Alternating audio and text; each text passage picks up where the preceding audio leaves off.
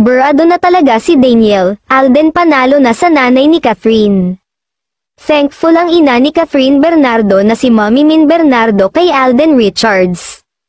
Pinost kasi ni Mommy Min sa kanyang Instagram reel ang video niya kasama sina Alden at Baby QQ sa unang mall show ng reunion movie ng Kat Den na Hello, Love, Again, sa may Ayala Mall Solenod sa Nuvali sa may Santa Rosa City, Laguna. Sa nasabing viral video na, makikitang ilang beses na karga-karga ng binata si Baby QQ. Enjoy naman si Baby QQ sa pag-aalaga sa kanya ni Alden kaya naman nagpasalamat sa kanya si Mommy Min sa caption nito.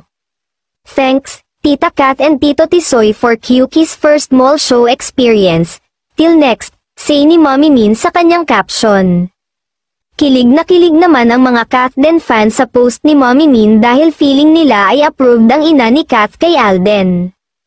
Ay, opo. Tapos na po ang laban, di na kami lalaban, komento ng isang netizen sa nasabing post, OMG, endgame, may Kat Den heart, komento naman ng isang fans, komento pa ng iba, mukhang wala na talagang pag-asa na magkaroon ng balikang Catherine Daniel Padilla dahil obvious na boto nga raw si Mommy Min kay Alden. Sa ngayon ay mayroon ng 686,000 plays ang nasabing reel at patuloy pa ang pagtaas at malaki ang chance na umabot ito ng mahigit 1 million views.